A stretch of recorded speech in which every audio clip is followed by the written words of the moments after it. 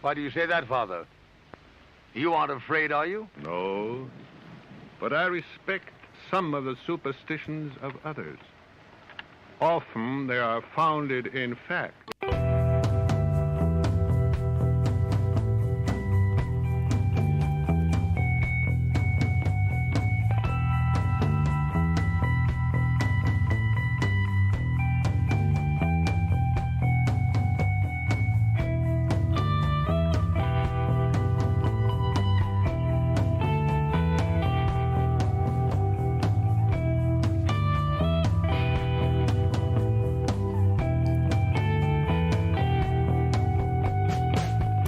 Broadcasting live from our Sanctum Sanctorum in Venice, California, this is the Sixth Sense Society. I'm your host, Krista, here with our producer, Michael, and today you're tuning in to Spell It Out, Magic, Reflections, and Shadows, where I take a topic and run with it. So today I'm going to do the second part of my series on Pluto, which I'm sort of loosely calling it The Call to Hades. And if you go back and listen to my first one, you will know why. And today I'm going to be focusing mostly on mythology connected to Pluto and his brothers, how Pluto got his kingdom, and a little bit about Pluto as a character. And then, maybe a few little odds and ends, but that's the main theme. And before we get started, Michael does have a few announcements. Hi, everybody. Welcome back to our broadcast. I'm just going to run over our guests coming up real quick. We've got an exciting month this month. Next week, we have Merle Yost, our good friend, family therapist. Not quite sure what the topic will be, but Merle's always highly entertaining, so please tune in for that. And then on the 18th, it is tax day. So we figured we were going to do money spells to help you guys with your taxes with our good friend from Australia, Sandra Inman. She's awesome.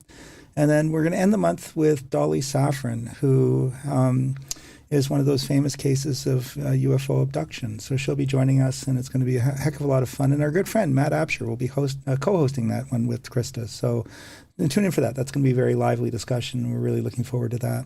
And then the other announcement is we are going to do our series, our 7-week series of tarot classes. It'll be on Sunday night starting May 21st, and it's $300. It's our method that we've used with Kabbalah. And we've been professional readers now for 26 years, so it's our knowledge that we'll be passing on, and we have a lot of fun with it. And we keep the class small, so we're looking at about 12 people. So get a hold of us or go to Eventbrite, and you can sign up on there. It's going to be by Zoom, so wherever you are, participate. It'll be a lot of fun. So, and then get all the information on our website, sixthsensesociety.com, SIXTH, all spelled out. And while you're there, buy us a coffee on Ko-Fi. But the main thing you can do is click like and subscribe, and that really helps us a lot. So don't want to take up any more of your time, so I'm going to kick it back to you, Krista. So take it away, Krista. Great. Thank you, Michael. And Michael might have said this, but it begins on a Sunday, May 21st, 7 p.m., at least at this point. And we will be posting some links to the Eventbrite to make it easier for you. But you can always, email us if you have any questions. So let's get started on today's topic. Most of us in school, I don't know why, but I do remember learning some Greek mythology in school. And most of us know very, basic things about Greek mythology. And so what I found, though, is, and I found this when I once studied Chiron. I read 3 books on Chiron because I was going through my Chiron return. And it's interesting that some of the details, and they will differ because it is basically a mythology. But it's one of those things that's very interesting and complex. And I think I've said this on other shows, is that sometimes even astrologers will cherry pick what they want from the mythology and sort of overly emphasize some part of it. And eventually, it kind of rebounds, And so people start saying, wait a minute, there's some other aspects to this story that are really interesting. And the other thing, besides, there's a couple other things that you can get for yourself from studying the mythology connected to astrology. One is you can see where the mythology is playing out in your chart. And I know Joseph Campbell was really big on the idea of mythology being a way of framing one's life and giving you purpose. But what's also interesting, he probably said this too, it's been a while since I've listened to him, that in mythology, there are solutions to problems, and there are ways to approach whatever the difficulties are that are actually quite practical. And I'm going to talk about that a little when we go through part of the mythology of Pluto today.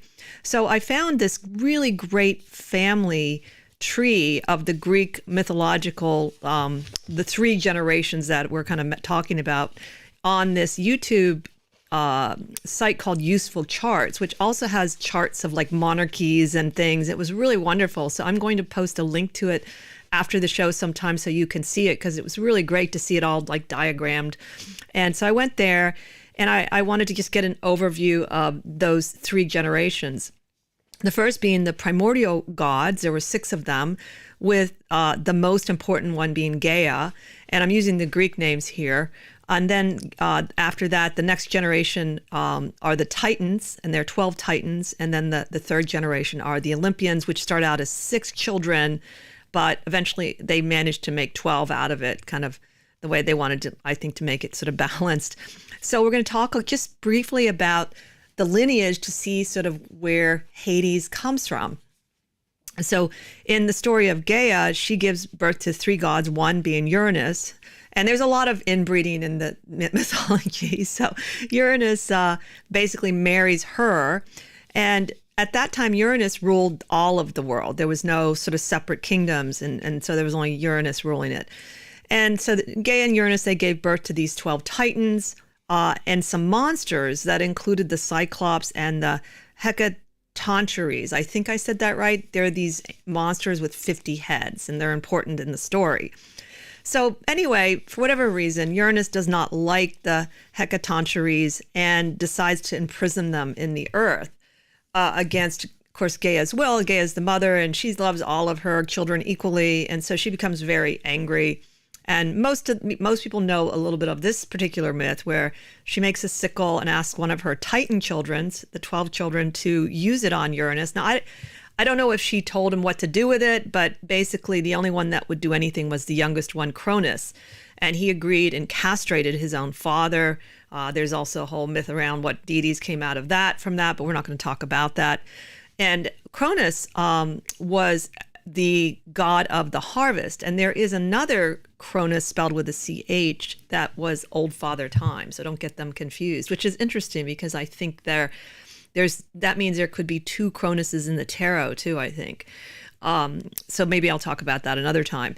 So anyway, then Cronus marries Rhea, the goddess of fertility, and they become the next rulers and the next generation of ruling. And then there's a prophecy given, I forget who gives the prophecy, might have been Uranus even, that one of Cronus's children is going to take him out. And so he's really nervous and scared about it. And he decides his solution was to basically eat all of his children as they came into the world.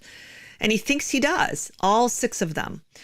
And but however, Rhea manages to trick him into eating a stone instead of Zeus and Jupiter. So who were these 6 children? They're the ones that we're going to be spending a little more time with, especially the male. We have, as I said, we have the Jupiter, which is Zeus. We have Poseidon, Neptune, and then we have, of course, Hades, Pluto. And then there's Demeter, Juno, and Hestia. Those are the 3 female. So those are the 6 children.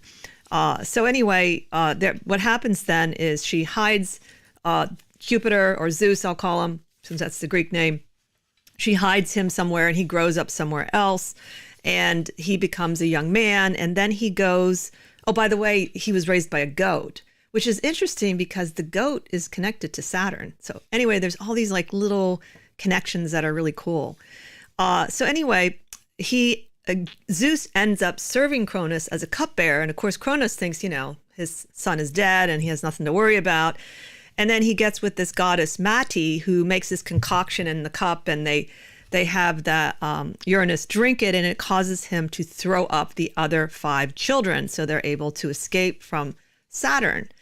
Now, I know one astrologer really looks at that part of mythology in a really fascinating way. I believe it's Aaron Sullivan. It's either that or Liz Green, but where you can look at something connected to Saturn, how Saturn is both mother and father in the sense that, Saturn's pregnant.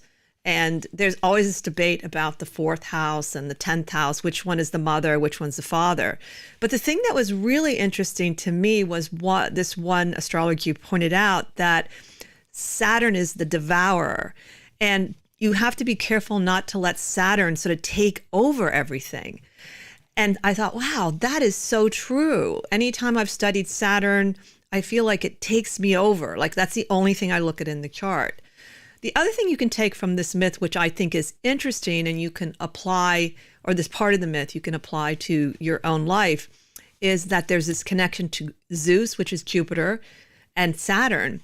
And that when there's a connection between Jupiter and Saturn, there could be some sort of release that happens because of that connection. So there can be so you can kind of look at that in your own chart, or you can look at the transits going on.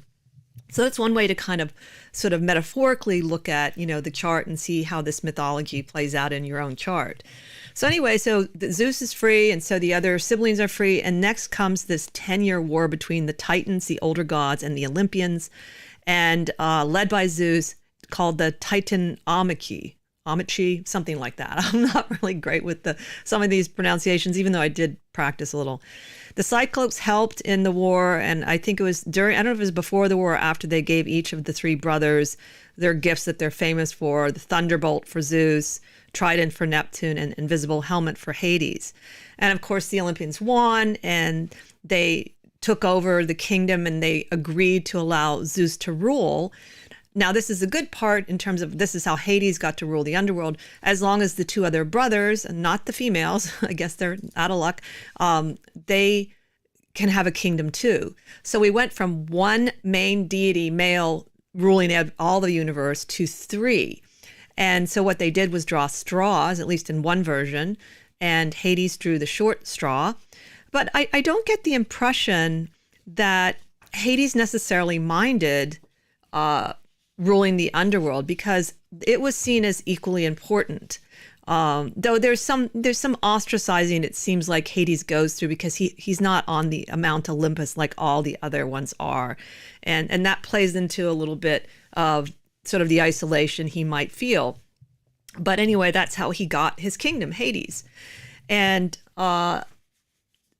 the next thing I wanted to talk about was, now at some point I am going to go over the kingdom itself, because Hades deserves a whole episode, probably even more than 30 minutes. It's so fascinating. I have forgotten a lot of the details of it. But let's talk a little bit about who Hades Pluto was. And as I said in the first video, there was no temple to Hades on Earth. The Greeks were very afraid of saying his name. So sometimes he's called Zeus of the underworld, which is fascinating to me. And one of the other points I wanted to make, one of the reasons I wanted to talk about the brothers, is that I think that first of all, the separate kingdoms, they each ruled these separate kingdoms, and that they all sort of play a role with each other. And so astrology to me is all about relationship and all about contact in terms of how you interpret it. So you'd want to, I thought it'd be really fascinating to see what happens during some pivotal times in history, where Pluto has been given the sort of like, okay, this is why this happened because of Pluto. But was it Pluto? Was it Pluto in conjunction with his brothers? So the thing I feel strongly is Pluto is not interested in our world.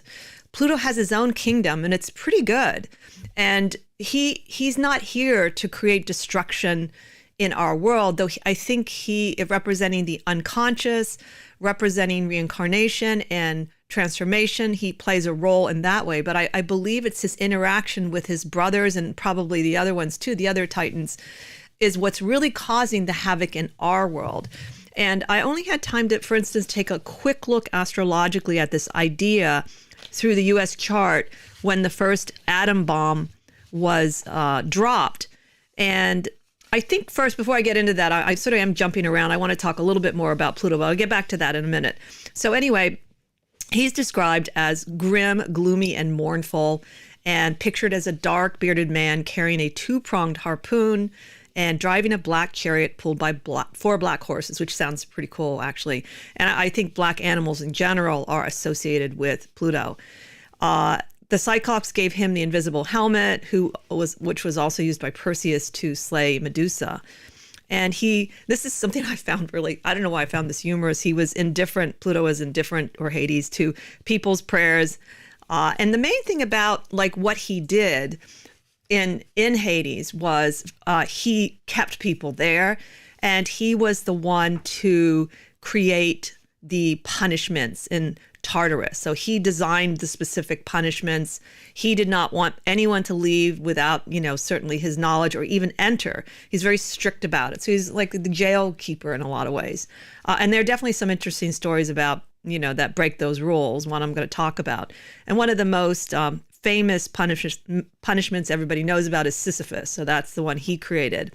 And then there's tons of players in Hades that are really interesting that I'm discovering, like minor ones that I'd never heard of. But I did want to mention just a few that are famous. The three fates sit beside his throne. And of course, at some point after Persephone is, adjusted to being in the underworld, she sits as his queen beside him, ruling equally.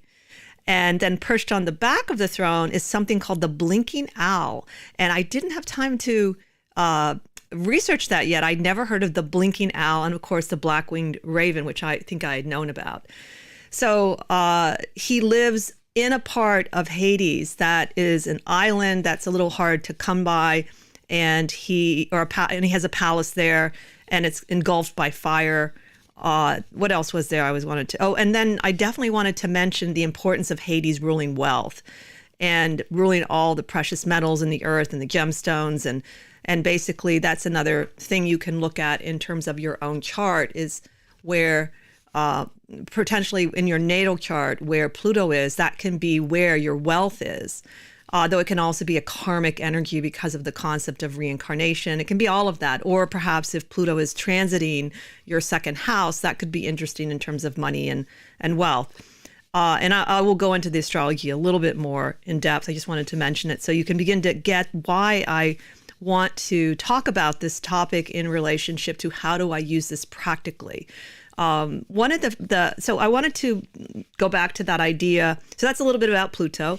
And we're going to go into his world next time, and also some of the myth of Demeter and Persephone, because that one takes a little longer. And there was one myth, though, that I wanted to bring up, because one of the things that the modern creative people do is they celebrate Pluto as this erotic god and this sensual relationship that's very, very obsessive and transformative. And I just actually ordered a book that's based on it, a fictional novel. But there's a lot of people interested in sort of telling the story in a different way. And there is some truth in that in terms of the idea that Zeus had like lots and lots of lovers. He made lots of and some of them he raped people too. And so, Zeus wasn't always great, even though, generally seen as a benevolent time when he ruled. And whereas really, as far as I know, there is only one main partner for Pluto. So it seems like on some level it's more of a love story and not your typical love story. And I love that, that Persephone is given a chance to become powerful, even though it isn't in the upper world, it's in the lower world. And we'll talk about that later. So I think that there is this element of Pluto in your chart, which can define depending on where it is. Like if it's in your fifth house, it definitely could be that kind of archetypal, mythological search for the soulmate in ways and places you wouldn't normally. And definitely you're not going to be drawn to the typical person because Pluto was, seen as grim and gloomy and mournful. But on the other hand, there are things about him that are very compassionate. And so one of the stories that is a love story is the one connected to Orpheus and Euripides. And so the myth of Orpheus is basically he was, he found his true love, Eurydice. I know I'm saying that wrong. And she dies like really early. A snake bites her and she dies and goes to the underworld. And he's devastated. And Orpheus, of course, was played the lyre and made poetry. And so he decides to go on his own to Hades, into the underworld, which is basically, no, you don't do that. And he manages through music to seduce everybody, the ferryman, the three-headed dog, and then eventually he gets an audience in front of the queen and king of Hades. And he sings a song of his love to Eurydice. That's what it is, Eurydice. And they're so touched that even Hades is crying, and he agrees to release her for a little longer into the world again, as long as when he's leaving, Orpheus is leaving, he doesn't look back to see if she's there. And so that was a big concession. So I found that fascinating. And then unfortunately, Orpheus, who had been so vulnerable and so trusting, just as he's about to get out of Hades, he feels like he has to look back and see her. And because he doesn't hear her when he's leaving, and he's worried, and is she really there? And of course she is, and then is immediately swept back into the underworld. And eventually they get to be together, and Orpheus is killed in kind of a horrible way. But at the same time, they eventually get to be together in Hades. But I thought about that idea. What was the lesson there? And, one person said it was about patience. I think it's about trust, and trusting that the deal's going to go through, because it seems to me that there's a lot of deities like the fates. There are 3 judges that weigh out justice in the underworld, and that idea that you know, if I make this deal with you, I'm honorable and you can trust me, because especially when Hades did not make deals normally. It wasn't his thing. He said, you're not supposed to be here, and I'm not going to let someone go who is supposed to be here. So I thought that was an interesting look at how the king and queen of the underworld, they're not heartless, they're compassionate. And so I've really kind of enjoyed thinking about that in many ways. So the other thing, like I said, I wanted to briefly show that when some of the events like that are attributed to Pluto during Pluto's discovery, like wars, and in this case, the atom bomb, was the first one was dropped. It was, let me find my chart here so I get the date right, August 6, 1945. And my theory is that there's a lot more going on during that time whenever, I'm trying to find my little cheat sheet on, here it is. There's more going on normally with Pluto, with the brothers and Saturn. And certainly only one chart is not enough to sort of prove that. But when I looked at that day, and I didn't do the exact time, there were some interesting things. For instance, Pluto itself, transiting Pluto, is conjunct the natal north node with a 3-degree orb in the 8th house in the U.S. chart in the sign of Leo. So I thought that was amazing. Transiting Jupiter is conjunct the U.S. Neptune in Virgo in the 9th house. So you see Jupiter and Neptune, the 2 brothers, the 9th house being the house of voyages and higher learning, and it's Jupiter's house. At the same time, transiting Uranus was within 4 degrees of the descendant in Gemini in the U.S. chart. Transiting Saturn had been going over a lot of the U.S. Cancerian planets, and was at 18 degrees Cancer, which is approaching the Mercury of 24 degrees of Cancer in the 8th house. And then you had transiting Mars, conjunct natal Uranus, with the 1-degree orb in the 6th house. And finally, transiting Neptune, 10 degrees, approaching the natal Saturn in Libra in the 10th house. There was so much going on between these characters that all have a relationship together. And I thought, wow, that is incredible. And I think that, so again, the point mainly being is that Hades does not have power here in this world on his own. And I don't think he cares to have it. I think it's his brothers that are doing it, because remember, it was Zeus/Jupiter who gave Pandora's box, which had all the evils in it that were released. And luckily there was hope. So that had nothing to do with Hades. And so I think that that there's a misunderstanding, and this is one of my goals in the next 20 years, I think, is to try and see, what really is Pluto about, and what is our understanding of it, particularly if it does represent the subconscious. Then maybe what's happening is really our own undoings because of our own things caught in the subconscious.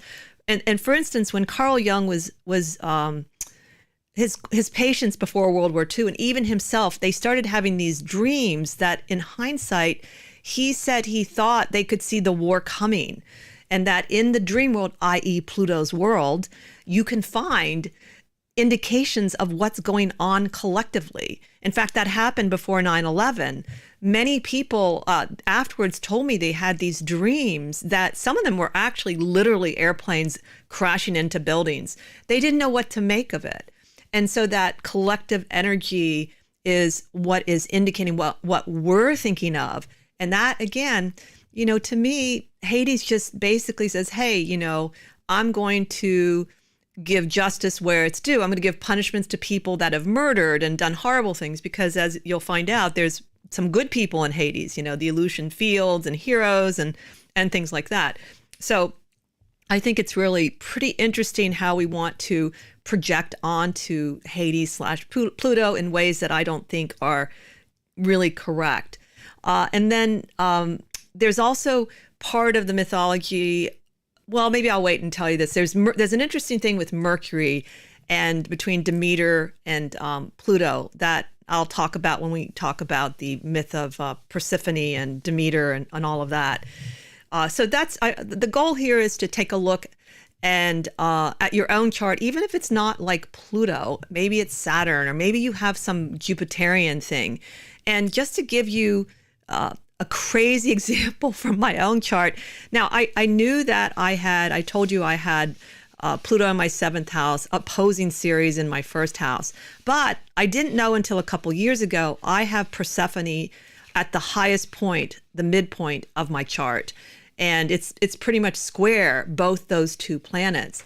And then I decided to take a quick look at what was going on with the transiting Persephone for this show, which I had no idea where Persephone is. And by the way, I believe it's asteroid 399. You just add it into, if you want to find where Persephone is, you can add the asteroids. It's pretty cool. But fascinating, in my own chart, Persephone is transiting and about to conjoin my Pluto. I mean, it's insane. It's like within 2 degrees. And I'm getting more and more interested in a very, I think in a kind of loving way to Pluto. And I've always been a little afraid of that part of my chart, to tell you the truth, even though I understand that Pluto can be the place we evolve the most, and that it's, as I said, I feel like it offers you wealth. In my case, I feel like being in the 7th house, it's given me a life where I get to understand relationships through my job as a tarot card reader, not just my own, but other people's, is karmically that. And I do feel like sitting with people from different walks of life and hearing their secrets and reading for them over the years, I have been honored to really learn about all kinds of relationships, not necessarily traditional ones even. So I will say, wherever Pluto is in your chart, I think there is wealth for you, whether it's material wealth, though I do make a living doing this, but it's some sort of hidden treasure and wealth, which I've always felt was connected to Pluto, and that you can basically, once you know that, you say, okay, I'm going to really, kind of hone in on that overall. So I think that this is going to be a very positive adventure for me, and I hope it is for you as well. So definitely take a look at your own chart when it comes to some of these characters, even like where is Saturn in relationship to Pluto? I think that would be a really fascinating thing for yourself. And next time, I think I'm going to dive into the world of Pluto more and continue the mythological understanding first, so that we can get a really good sense of just what is this world like. Thank you for listening, and tune in next time as we continue to explore the esoteric and the obscure together. I hope you have a wonderful week.